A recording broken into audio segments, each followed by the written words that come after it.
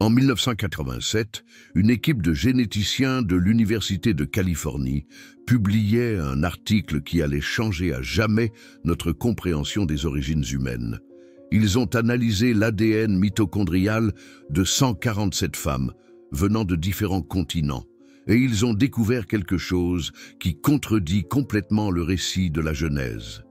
Toutes les lignées humaines ne remontent pas à un seul couple. Dans un jardin, il y a 6000 ans. Elles remontent à de multiples populations ancestrales qui vivaient en Afrique il y a plus de 200 000 ans. Le schéma était là, écrit dans le code génétique de chaque cellule de votre corps. Une vérité que l'Église a tenté de cacher pendant des siècles. Une vérité que Spinoza avait prédite 300 ans avant la découverte de l'ADN, en utilisant seulement la raison et l'analyse critique du texte de la Genèse. Vous avez passé toute votre vie à entendre dire que Dieu a créé Adam à partir de l'argile, qu'il a soufflé la vie en lui, qu'il a pris une côte et a créé Ève, que toute l'humanité descend de ce couple originel, que cela s'est produit il y a environ 6000 ans, dans un jardin au Moyen-Orient. Cette histoire est dans la Genèse, elle est enseignée dans les églises, elle est acceptée par des millions de personnes, et elle est complètement contredite par la science génétique moderne. Pas parce que les scientifiques ont un agenda anti-religieux, mais parce que l'ADN ne ment pas. Il porte les traces de notre histoire évolutive, qu'aucune doctrine ne peut effacer. Cette sensation que quelque chose ne colle pas, que l'histoire de la création est trop simple, trop spécifique, trop humaine pour être la parole de Dieu. Spinoza avait cette sensation au XVIIe siècle. Il a lu la Genèse en hébreu original et aperçu quelque chose de crucial. Le texte n'a pas été écrit par Moïse sur le mont Sinaï. Il a été compilé par de multiples auteurs au fil des siècles, chacun avec un agenda théologique et politique spécifique. Et l'histoire de la création n'est pas unique. C'est une version éditée de mythes mésopotamiens beaucoup plus anciens, adaptés, modifiés, israélisés. L'ADN révèle quelque chose que les auteurs de la Genèse ne pouvaient pas savoir. Votre ascendance ne vient pas d'un couple. Elle vient de populations entières, et pas seulement d'humains modernes. Votre génome porte des fragments d'au moins 3 autres espèces d'hominidés. Les Néandertaliens, les Dénisoviens, une 3e espèce encore non identifiée que les scientifiques appellent fantôme, parce que nous ne la connaissons qu'à travers des traces génétiques.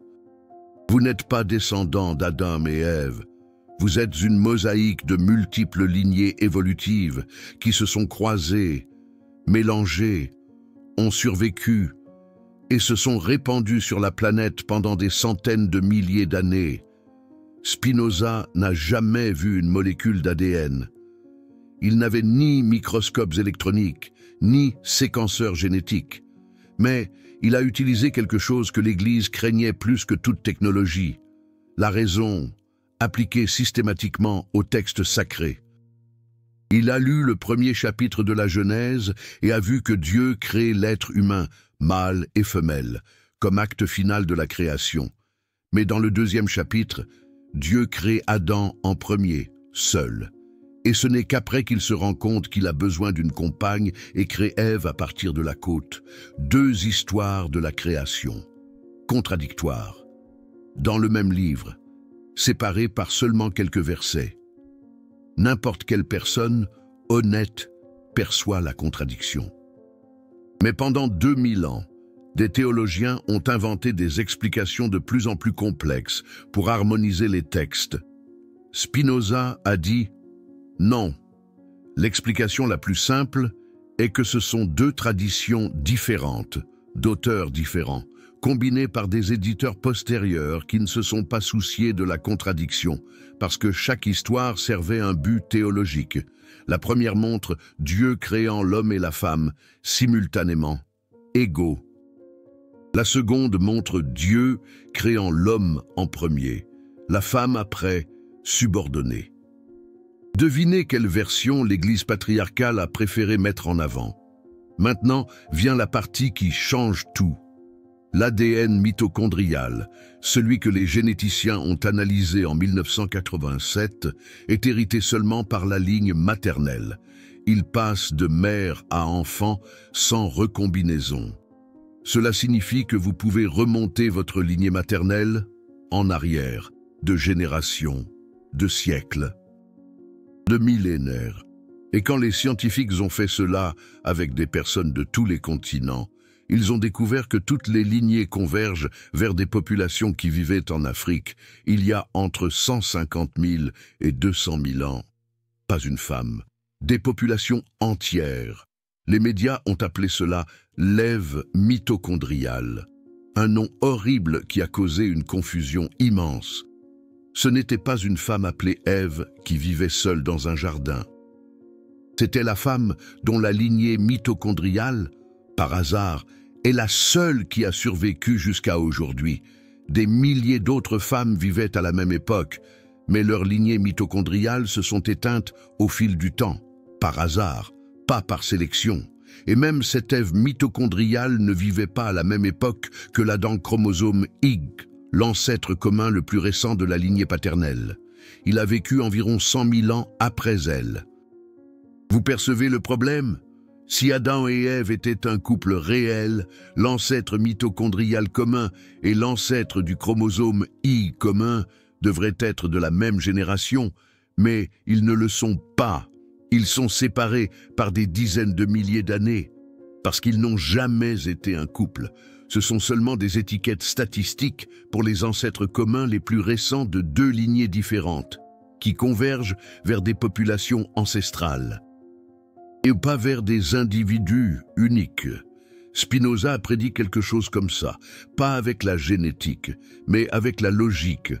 Il a demandé: si toute l'humanité descend d'un seul couple il y a 6000 ans, comment expliquer la diversité humaine?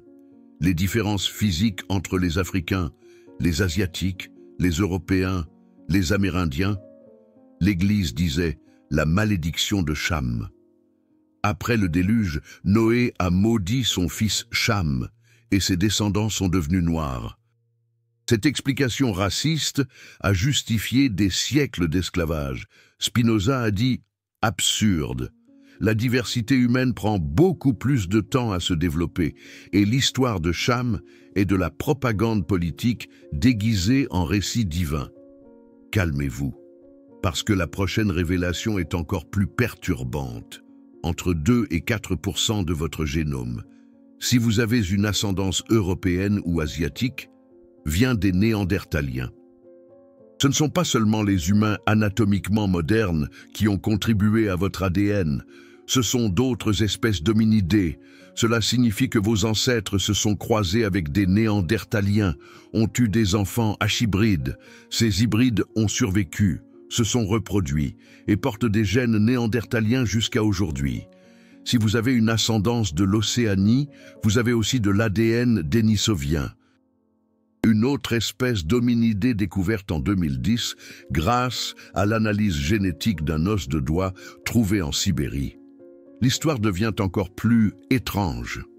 Certaines populations africaines ont des traces d'ADN d'une 4e espèce d'hominidé, qui n'a pas encore été identifiée grâce à des fossiles, seulement grâce à l'analyse statistique du génome.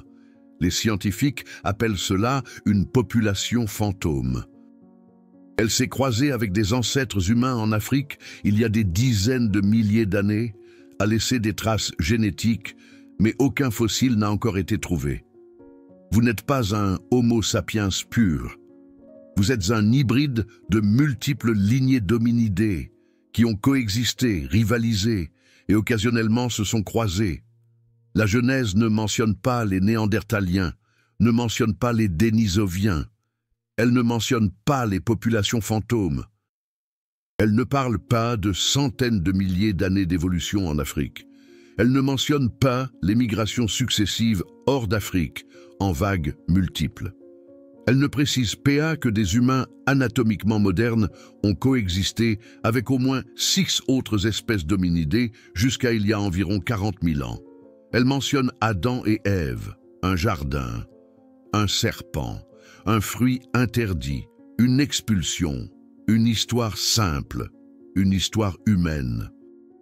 Une histoire qui a du sens pour des bergers de l'âge du bronze, mais pire pour ceux qui comprennent la génétique des populations. Spinoza a vécu 300 ans avant la découverte de l'ADN. Mais il savait déjà que la Genèse n'était pas une histoire littérale. Il a analysé le texte et montré qu'il avait été écrit des siècles après les événements qu'il décrit par des auteurs qui n'étaient pas des témoins, dans un style littéraire qui indique une construction théologique. Pas un reportage historique. Il a comparé la Genèse avec d'autres textes de l'Ancien Moyen-Orient et a montré que l'histoire du déluge est presque identique à l'épopée de Gilgamesh, écrite 1000 ans plus tôt par les Babyloniens, que l'histoire de la création fait écho à l'Enuma Elish, un autre mythe babylonien.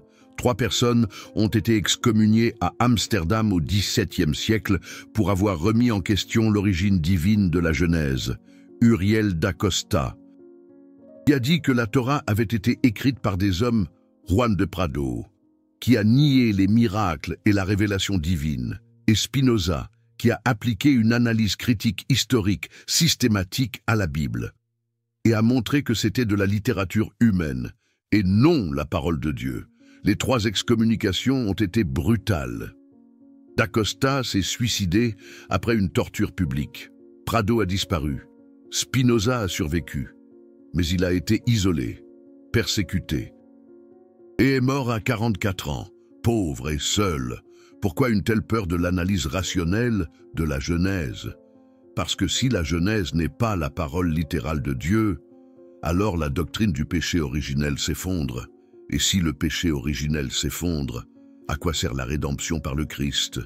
Toute la théologie chrétienne dépend de la littéralité de la Genèse. Adam et Ève ont péché. Ce péché a été hérité par toute l'humanité. Jésus est venu payer le prix de ce péché. Mais s'il n'y a jamais eu d'Adam et Ève littéraux, il n'y a jamais eu de péché originel littéral. Et s'il n'y a pas de péché originel, il n'y a pas besoin de sauveur divin. Toute la structure théologique s'effondre. Paul de Tarse a construit la théologie chrétienne sur cette base.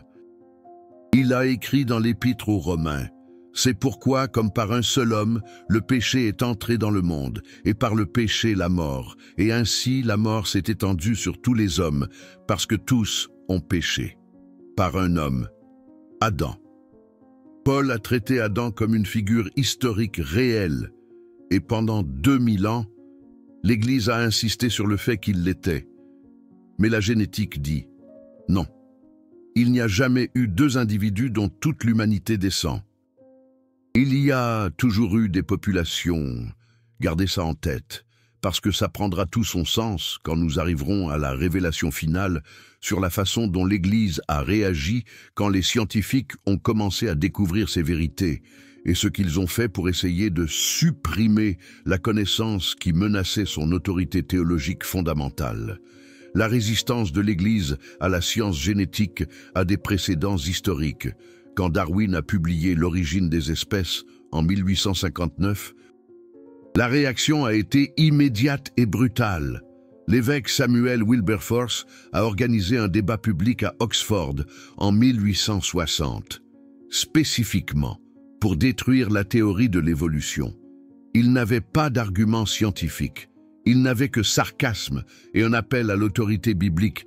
Il a demandé à Thomas Huxley, défenseur de Darwin, si c'était du côté de son grand-père ou de sa grand-mère qu'il descendait des singes. Huxley a répondu qu'il préférait avoir un singe comme ancêtre plutôt qu'un homme qui utilisait des dons intellectuels pour obscurcir la vérité. Mais le débat public n'était qu'une façade. Dans les coulisses, l'Église catholique faisait quelque chose de plus systématique. En 1860, le Vatican a convoqué des réunions secrètes de théologiens pour discuter de la façon de répondre à la menace de l'évolution. Les documents de ces réunions ont été classifiés et sont restés dans les archives secrètes du Vatican pendant plus de 100 ans. Quand ils ont été partiellement libérés en 1998, ils ont révélé quelque chose de choquant. Les théologiens savaient que l'évolution avait des preuves solides. Ils n'ont pas discuté de savoir si c'était vrai. Ils ont discuté de la façon de minimiser les dommages à la doctrine du péché originel. La solution qu'ils ont trouvée était sophistiquée. Ne pas nier l'évolution complètement. Cela serait insoutenable à mesure que les preuves s'accumuleraient, mais insister sur le fait qu'à un moment donné de l'histoire évolutive, Dieu est intervenu et a inséré une âme rationnelle dans deux individus, les transformant en les premiers humains véritables, Adam et Ève théologiques. L'évolution pourrait expliquer le corps, mais pas l'âme. Cette distinction permettait d'accepter la science évolutive sans abandonner la doctrine du péché originel. Cela semble-t-il un compromis raisonnable. Spinoza aurait ri. Il dirait « Vous créez des divisions artificielles pour sauver des dogmes. Le corps a évolué, mais l'âme a été créée. Comment l'âme interagit-elle avec le corps si ce sont des substances différentes ? C'est le problème corps-esprit que Descartes n'a jamais résolu. Et vous perpétuez l'erreur pour maintenir un contrôle théologique. La solution de Spinoza était plus radicale. Il n'y a pas de division entre l'esprit et le corps, entre le naturel et le surnaturel. Tout est manifestation de la substance unique qu'il appelait Deus sive natura, Dieu ou nature, même chose. Deux noms pour la réalité unique. Maintenant, voici le détail qui change tout à propos de l'ADN. En 2003, le projet Génome humain a été achevé. Pour la première fois, nous avions la cartographie complète des 3 milliards de paires de bases qui composent le génome humain. Et les scientifiques ont découvert quelque chose de surprenant. Seuls 2% du génome humain code des protéines. Le reste, qui a été appelé pendant des décennies ADN poubelle, est en fait une archive historique de notre évolution. Il contient des restes de virus anciens qui ont infecté nos ancêtres il y a des millions d'années. Il contient des gènes dupliqués qui ont perdu leur fonction. Il contient des séquences répétitives qui se sont multipliées comme des parasites moléculaires. Cet ADN non codant raconte une histoire. Chaque rétrovirus qui s'est inséré dans le génome d'un ancêtre et a été transmis aux descendants a laissé une marque datable. En comparant où ces insertions apparaissent dans différentes espèces, vous pouvez reconstruire l'arbre évolutif. Et qu'est-ce que nous trouvons ? Les humains et les chimpanzés partagent les mêmes insertions rétrovirales aux mêmes positions du génome, des dizaines de milliers d'entre elles. La probabilité que cela se produise par hasard est astronomiquement impossible. La seule explication est l'ascendance commune. Vous et un chimpanzé descendez d'un ancêtre commun qui a vécu il y a environ 6 millions d'années, et l'ADN porte les cicatrices de cette histoire partagée. La Genèse dit que Dieu a créé chaque type d'animal séparément, mais l'ADN dit que tous les mammifères descendent d'ancêtres communs, tous les vertébrés descendent d'ancêtres communs. Tous les êtres vivants sur Terre partagent le même code génétique de base, les mêmes molécules d'ADN et d'ARN, les mêmes mécanismes de réplication. Cette universalité n'a de sens que si tous descendent d'une origine commune il y a des milliards d'années. La Genèse nous parle de 6 jours. La science, elle, nous parle de 4 milliards d'années. Il ne s'agit pas d'une question d'interprétation, ce sont des récits incompatibles. Mais il existe un schéma dans l'ADN qui est encore plus dévastateur pour le récit de la Genèse. C'est ce qu'on appelle le goulet d'étranglement de population. Quand on analyse la diversité génétique humaine et qu'on la compare à celle d'autres grands primates, on découvre que les humains ont beaucoup moins de diversité. Les chimpanzés, qui ont une population bien moins importante que les humains, ont plus de diversité génétique. Cela indique qu'à un moment donné dans le passé, la population humaine a subi un goulet d'étranglement sévère. Elle a failli disparaître. Et quand elle s'est rétablie, toute la diversité actuelle provenait de cette population réduite. Quelle était la taille de cette population ? Les généticiens calculent qu'à aucun moment, au cours des 500 000 dernières années, la population humaine effective n'a été inférieure à environ 10 000 individus. 10 000, pas 2. Il n'y a jamais eu de moment où seulement 2 personnes étaient les seuls humains sur la planète. La génétique rend cela mathématiquement impossible. La diversité que nous observons aujourd'hui ne pourrait pas provenir de seulement 2 individus. Il faudrait des mutations impossibles à des intervalles impossibles pour générer la variation génétique observée. Il y a toujours eu des populations, jamais un couple unique. Vous vous demandez peut-être, et Noé alors? Le déluge aurait dû réduire l'humanité à 8 personnes. Noé, sa femme, ses 3 fils et leurs épouses. Cela créerait un goulet d'étranglement génétique encore plus sévère. Mais quand les généticiens analysent l'ADN, ils ne trouvent aucune preuve de goulet d'étranglement de population il y a environ 4000 ans, quand le déluge est censé s'être produit. Il n'y a pas de marque génétique d'une réduction de population aussi récente et aussi drastique. Le goulet d'étranglement que nous trouvons est bien plus ancien, environ 70 000 ans. Probablement lié à l'éruption du supervolcan Toba en Indonésie qui a causé un hiver volcanique mondial. Et même ce goulet n'a pas réduit la population à 8, il l'a réduite à peut-être 10 000.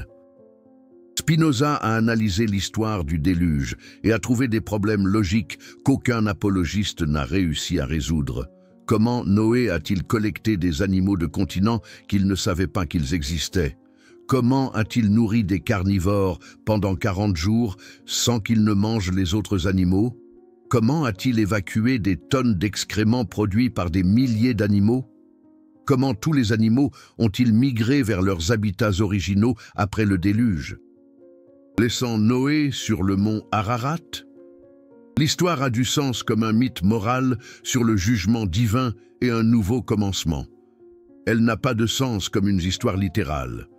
Spinoza l'a dit il y a 400 ans. La génétique l'a confirmé au XXIe siècle. Cela vous paraît simple? Il y a un détail qui change tout. L'Église n'est pas stupide. Les théologiens catholiques et protestants connaissent ces découvertes génétiques. Alors que font-ils? Certains adoptent l'évolution théiste, l'idée que Dieu a utilisé l'évolution comme méthode de création. Mais cela crée un nouveau problème. Si la mort existait avant le péché d'Adam, alors la mort n'est pas une punition pour le péché. C'est un mécanisme naturel. Et si la mort n'est pas une punition, pourquoi Jésus a-t-il dû mourir pour vaincre la mort? Toute la sotériologie chrétienne s'écroule quand vous acceptez que la mort est un processus naturel antérieur et indépendant de toute chute morale. D'autres théologiens adoptent le créationnisme scientifique, essayant de réinterpréter les preuves géologiques et génétiques pour les faire correspondre à une chronologie biblique de 6000 ans. Mais cela exige de nier la radiométrie, la stratigraphie, la génétique des populations, la biogéographie, la paléontologie, la cosmologie. Cela exige de créer une conspiration mondiale de scientifiques de toute nationalité et religion qui mentiraient sur les preuves. C'est intellectuellement insoutenable. Spinoza dirait « Quand votre théologie vous force à nier des montagnes de preuves empiriques, le problème n'est pas la preuve, le problème est votre théologie. » Pour revenir à ce que je disais avant sur le schéma dans l'ADN, il existe un gène appelé FOXP2, lié à la capacité de parole. Les humains ont une version spécifique de ce gène qui diffère de celle des autres primates par seulement 2 mutations. Quand ces mutations sont-elles apparues? Vers 300 000 ans, bien avant le supposé Adam biblique de 6000 ans. Et le plus intéressant, c'est que les Néandertaliens avaient également la même version mutée du FOXP2. Ils avaient probablement la capacité de parole. Ils étaient humains au sens cognitif, même s'ils n'étaient pas des Homo sapiens. Cela soulève une question théologique perturbante. Si les Néandertaliens avaient la parole, une cognition complexe, une culture, enterraient leur mort, avaient-ils une âme? S'ils avaient une âme, descendent-ils d'Adam? La Bible ne mentionne pas les Néandertaliens. Les théologiens médiévaux n'avaient pas besoin de s'en préoccuper. Mais maintenant, nous savons qu'ils ont existé, qu'ils ont coexisté avec les Homo sapiens, qu'ils se sont croisés avec nous. Certains d'entre vous portent des gènes néandertaliens qui affectent votre système immunitaire, votre réponse à la douleur, voire votre comportement. Ces gènes néandertaliens sont-ils tachés par le péché originel? La doctrine n'a pas de réponse parce qu'elle a été construite dans un monde qui ne savait pas que d'autres espèces d'humains avaient existé. Il existe des gènes spécifiques qui racontent des histoires fascinantes. Le gène EDAR, commun dans les populations d'Asie de l'Est, affecte la forme des dents, l'épaisseur des cheveux et les glandes sudoripares. Il est apparu par mutation il y a environ 30 000 ans et s'est répandu rapidement parce qu'il conférait un avantage adaptatif dans les climats froids. Le gène LCT, qui permet de digérer le lactose à l'âge adulte, est apparu indépendamment dans plusieurs populations de pasteurs il y a moins de 10 000 ans. Avant cela, tous les adultes étaient intolérants au lactose. La capacité de boire du lait d'animaux domestiqués a été si avantageuse que la mutation s'est répandue rapidement dans les populations européennes et africaines qui élevaient du bétail. Ces mutations se sont produites bien après le supposé Adam de 6 000 ans, et elles se sont produites dans des populations spécifiques, pas universellement. Si tout le monde descend d'Adam et Ève, pourquoi certaines populations ont-elles des mutations que d'autres n'ont pas? Pourquoi les Asiatiques de l'Est ont-ils l'EDAR muté et les Africains non? Pourquoi les Européens digèrent-ils le lactose et les Asiatiques de l'Est non? La réponse est l'évolution par sélection naturelle dans des environnements différents.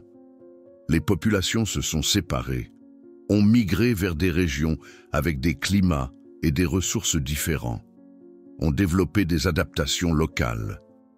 Mais cela a pris des dizaines de milliers d'années, pas 6 000. La Genèse a également un problème avec la couleur de la peau. Pendant des siècles, des théologiens chrétiens ont enseigné que les différences de couleur de la peau résultaient de la malédiction de Cham, fils de Noé qui a vu son père nu.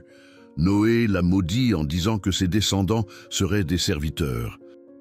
Et les théologiens ont interprété cela comme les Africains étant maudits, avec une peau foncée et destinée à l'esclavage. Cette interprétation raciste a justifié le commerce transatlantique des esclaves. Des pasteurs prêchèrent de la chair que l'esclavage était la volonté de Dieu, l'accomplissement d'une prophétie biblique. Mais la génétique montre que la couleur de la peau est déterminée par des variations dans plusieurs gènes, principalement MC1R. Qui affectent la production de mélanine. Ces variations ont évolué comme adaptation au niveau de rayonnement ultraviolet. Les populations vivant près de l'équateur ont développé une peau plus foncée pour se protéger des rayons UV, tandis que celles qui ont migré vers des latitudes plus élevées ont développé une peau plus claire, afin de maximiser la production de vitamine D dans des environnements moins ensoleillés. Ce n'est pas une malédiction, c'est de la physique et de la biologie, et ces variations de couleur de peau apparaissent dans des populations qui se sont séparées il y a des dizaines de milliers d'années. Les aborigènes australiens ont la peau foncée, mais n'ont pas de parenté proche avec les Africains. Ils ont développé une peau foncée indépendamment, comme une adaptation au climat tropical australien, une convergence évolutive, et non une descendance de Cham. Spinoza n'a jamais connu la génétique derrière la couleur de la peau, mais il a complètement rejeté l'interprétation de la malédiction de Cham. Il disait que c'était une lecture partiale du texte, utilisée pour justifier l'oppression, que la Genèse décrivait des relations politiques entre les nations du Moyen-Orient ancien et non une hiérarchie raciale pour toute l'humanité. Il existe un autre motif dans l'ADN qui est particulièrement problématique. Pour le littéralisme biblique, Les chromosomes humains contiennent des restes de chromosomes qui ont fusionné. Les grands primates ont 24 paires de chromosomes. Les humains en ont 23. Que s'est-il passé? Le chromosome humain numéro 2 est la fusion de 2 chromosomes ancestraux. On peut en voir les cicatrices moléculaires. Il y a des séquences télomériques qui apparaissent normalement uniquement aux extrémités des chromosomes. Au milieu du chromosome 2 humain, il y a des restes d'un centromère inactif, en plus du centromère actif. Ces marques sont une preuve irréfutable que 2 chromosomes ont fusionné chez un ancêtre humain il y a des millions d'années. Si Dieu a créé les humains séparément des autres primates, pourquoi notre chromosome 2 porte-t-il des preuves de la fusion de 2 chromosomes ancestraux, qui correspondent exactement à 2 chromosomes que les chimpanzés ont encore séparés? La seule explication qui ait du sens est que les humains et les chimpanzés descendent d'un ancêtre commun qui avait 24 paires de chromosomes. Dans la lignée qui a mené aux humains, 2 chromosomes ont fusionné. Dans la lignée qui a mené aux chimpanzés, ils sont restés séparés. C'est une preuve chromosomique d'une ancestralité commune. Il n'y a pas moyen d'y échapper, sans invoquer un Dieu créant des humains. Avec des chromosomes qui semblent avoir évolué à partir d'ancêtres primates, même s'ils n'ont pas évolué. Mais cela ferait de Dieu un trompeur, plantant de fausses preuves. Les théologiens n'aiment généralement pas cette implication. Spinoza aurait adoré ces découvertes. Il disait que la nature ne peut pas être comprise en lisant des textes anciens, mais par l'observation systématique et le raisonnement logique, que Dieu se révèle à travers les lois naturelles, et non à travers les Écritures, et que toute théologie qui contredit les preuves empiriques doit être revue, et non les preuves niées.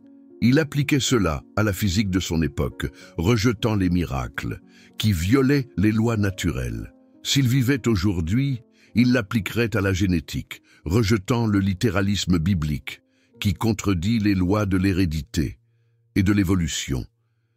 Il y a aussi la question de la consanguinité. Si toute l'humanité descend d'Adam et Ève, alors les premiers enfants ont dû se marier entre eux, frères avec sœurs, et après le déluge, les fils de Noé ont dû se marier avec des cousines germaines, au minimum. Une consanguinité extrême. Les généticiens savent que la consanguinité augmente drastiquement le risque de maladies génétiques récessives.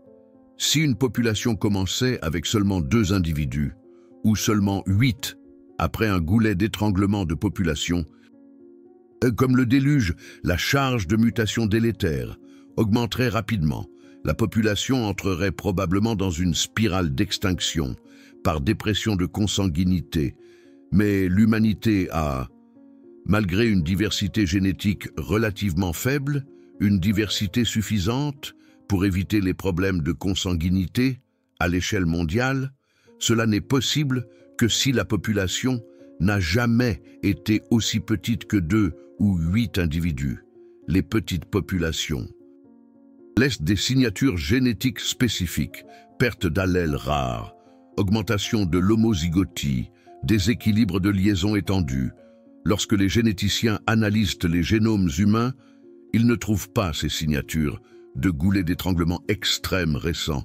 Ils trouvent des signatures d'un goulet d'étranglement modéré ancien, il y a 70 000 ans, lorsque la population peut être tombée à peut-être 10 000 individus, mais jamais de signature. De réduction à 2 ou 8, la génétique des populations rend la genèse littérale mathématiquement impossible. Ce n'est pas une question d'interprétation, c'est une question de chiffres qui ne collent pas. Vous vous dites peut-être, mais Dieu est omnipotent. Il pourrait créer Adam et Ève avec une diversité génétique artificielle, déjà intégrée. Il pourrait faire croire qu'ils ont évolué, alors qu'ils n'ont pas évolué. Techniquement, oui. Mais cela soulève des questions philosophiques, perturbantes. Pourquoi Dieu créerait-il un univers qui semble avoir des milliards d'années, avec la lumière de galaxies lointaines, qui a mis des millions d'années à nous parvenir, avec des couches géologiques qui semblent avoir mis des millions d'années à se former, avec des fossiles qui semblent montrer une progression évolutive, avec un ADN qui semble porter une histoire évolutive, si en réalité, tout a été créé il y a 6000 ans, pourquoi Dieu serait-il un trompeur systématique? Certains créationnistes de la Terre jeune embrassent cela. Ils disent que Dieu a créé le monde avec une apparence de vieillesse.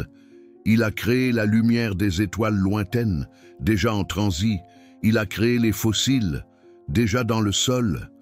Il a créé l'ADN, déjà avec des insertions rétrovirales.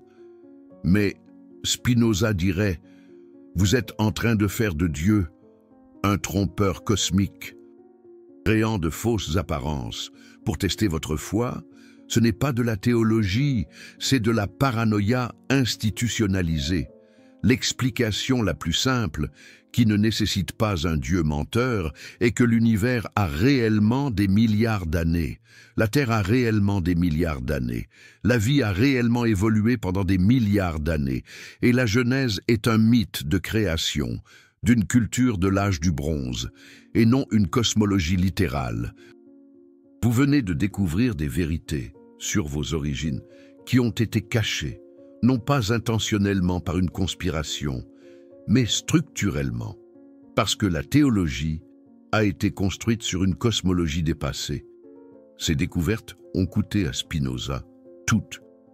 Elles ont coûté à Darwin des décennies d'hésitation avant de publier, parce qu'ils savaient qu'ils seraient attaqués. Elles ont coûté à des scientifiques du XXe siècle des carrières. Lorsqu'ils ont enseigné l'évolution dans des États avec des lois anti-évolution, et encore aujourd'hui, il y a des endroits où vous ne pouvez pas enseigner la génétique évolutive sans faire face à une résistance organisée. Le Super Thanks, juste en dessous, n'est pas seulement un soutien financier. C'est vous qui dites que vous valorisez la connaissance scientifique au-dessus du confort dogmatique. C'est vous qui choisissez de comprendre vos véritables origines. Au lieu d'accepter des mythes anciens comme des faits littéraux, lorsque vous soutenez cette chaîne, vous financez la diffusion de connaissances qui libèrent, qui montrent que vous n'avez pas besoin d'être sauvé d'un péché que vous n'avez jamais commis, que vous êtes le produit de milliards d'années d'évolution naturelle et non une création instantanée d'il y a 6000 ans. Vous devenez un allié dans la mission d'utiliser la science et la raison pour dissoudre les superstitions qui contrôlent encore des milliards de personnes. Alors, que faites-vous de cette information? Spinoza dirait, ne rejetez pas la foi automatiquement, mais ne rejetez pas non plus les preuves pour protéger votre foi. Si votre foi dépend de la négation de la génétique, de la géologie, de l'astronomie, de l'évolution, alors vous n'avez pas la foi. Vous avez peur. Peur de ce qui arrive quand les dogmes confrontent la réalité. La vraie foi, si elle doit exister, doit être compatible avec la vérité sur le monde naturel, et si elle ne l'est pas, alors ce n'est pas de la foi, c'est de l'auto-illusion institutionnalisée. Vous pouvez choisir de réinterpréter la Genèse comme une allégorie, comme une poésie théologique sur la relation entre l'humanité et Dieu, et non comme un reportage historique. Beaucoup de chrétiens font cela, et maintiennent une foi significative sans nier la science. Ou vous pouvez choisir d'abandonner complètement les narrations religieuses et comprendre que les humains ont créé des dieux à leur image, et non l'inverse. Que la religion est un phénomène anthropologique et non une révélation divine. Ou vous pouvez choisir quelque chose d'intermédiaire, maintenir une spiritualité, tout en abandonnant le littéralisme biblique. Spinoza a offert un chemin qui résonne encore aujourd'hui. Le panthéisme naturaliste. Dieu n'est pas une personne qui crée et intervient. Dieu est la nature entière, toutes les lois qui gouvernent l'univers. Chaque loi naturelle est une expression de Dieu. Chaque découverte scientifique est une révélation divine plus fiable que n'importe quelle écriture ancienne. Dans cette vision, étudier la génétique, c'est lire le livre sacré qui ne peut être falsifié. L'ADN n'est pas seulement une molécule, c'est le livre d'histoire le plus précis qui existe. Plus précis que n'importe quel texte religieux. Il enregistre chaque mutation, chaque événement évolutif, chaque croisement entre populations. Il ne peut pas être édité par des conciles. Il ne peut pas être brûlé par des inquisitions. Il ne peut pas être réinterprété pour servir des agendas politiques. Il est simplement, et ce qu'il dit est clair, vous ne descendez pas d'Adam et Ève. Vous descendez de populations africaines qui ont vécu il y a des centaines de milliers d'années. Vous portez des gènes de néandertaliens et de dénisoviens. Vous êtes cousins des chimpanzés, éloignés des lézards, encore plus éloignés des plantes, mais tous connectés par l'arbre de la vie que Darwin a esquissé et que la génétique a confirmé avec une précision moléculaire. Si vous êtes arrivé jusqu'ici, vous avez un courage intellectuel rare. La plupart préfèrent le confort des certitudes héritées. Vous avez choisi de confronter des vérités perturbantes. Spinoza a payé un prix élevé pour ce choix. L'excommunication, l'isolement, la pauvreté. Mais il a dit que cela en valait la peine, parce que la liberté intellectuelle, la compréhension de la réalité basée sur la raison et les preuves, vaut plus que l'acceptation sociale basée sur la soumission dogmatique. Toutes les choses excellentes sont aussi difficiles que rares, et comprendre vos véritables origines, accepter votre nature évolutive, c'est excellent et rare. Maintenant, commentez en bas. Qu'est-ce qui vous a le plus marqué dans cette vidéo? Est-ce de découvrir que votre ADN porte l'histoire de 200 000 ans et non de 6 000? Est-ce de comprendre que les Néandertaliens étaient vos cousins qui se sont croisés avec vos ancêtres? Est-ce de réaliser que la doctrine du péché originel dépend d'un littéralisme biblique que la génétique a détruit? Est-ce de savoir que l'Église connaît ses contradictions, mais continue d'enseigner la Genèse comme une histoire? Ou est-ce de comprendre que Spinoza a tout prévu il y a 400 ans, en utilisant seulement la raison? Choisissez une option et expliquez pourquoi.